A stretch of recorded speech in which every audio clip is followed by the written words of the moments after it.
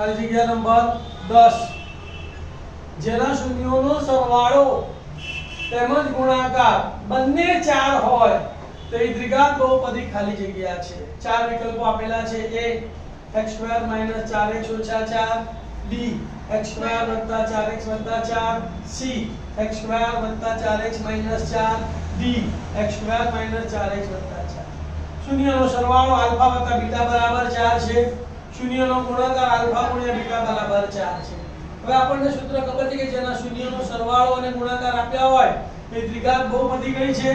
તો p of x બરાબર x2 - alpha વત્તા બીટા x વત્તા આલ્ફા બીટા. આ દ્વિઘાત બહુપદીનું સૂત્ર આવડી ગયું એટલે તમારો એક માર્ક પૂરું થઈ ગયો. તો બરાબર ના બરાબર x2 ના x2 માઈનસ ના માઈનસ આલ્ફા વત્તા બીટા ની જગ્યાએ 4 અને 4 ગુણ્યા x એટલે 4x વત્તા ના વત્તા આલ્ફા ગુણ્યા બીટા ની જગ્યાએ 4 તો જવાબ શું આવ્યો? x2 - 4x + 4. કયા વિકલ્પમાં છે? b માં.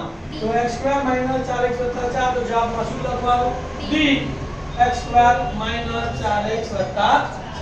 11મો દાખલો.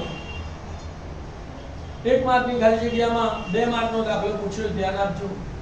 નીચે આપેલા આવૃત્તિ વિતરણનો મધ્યક 2.6 છે તો y બરાબર ખાલી જગ્યા xi આપેલી છે 1 2 3 4 5 અને fi આપેલી છે 4 5 y 1 અને 2. તો નવમા ધોરણનો દાખલો છે અવર્ગીકૃત માહિતીનો. તો અવર્ગીકૃત માહિતીના મધ્યકનું સૂત્ર વાપરવાનું શું બોલો? x બાર બરાબર sigma fi xi upon sigma fi. x બાર ની વેલ્યુ કેટલી છે? 2.6 તો 24/10 બરાબર ના સિગ્મા fi xi એટલે fi અને xi નો ગુણાકાર 4 એકા 4 વત્તા 2 પંચા 10 વત્તા 3 ગુણ્યા y એટલે 3y વત્તા 4 એકા વત્તા 5 દુ.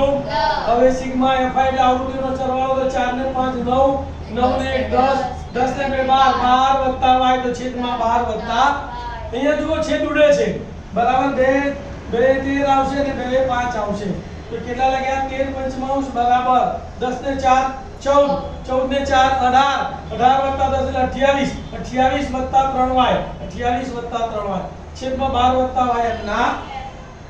હવે ચોકડી ગુણાકાર કરીએ તો જેમાં y મોટો હોય ગુણાકાર પહેલા લખવાનો. અહીંયા 13y આવશે અને અહીંયા 5 તરી 15y આવશે. આ બેનો ગુણાકાર આપણે પહેલા લખીએ તો 28 ગુણ્યા 5 8 પંચા 40 ની 0 વધી પડી 4 5 દુ 10 10 ને 4 14 તો 140 વત્તા 5 ગુણ્યા 3y એટલે 15y બરાબર ના.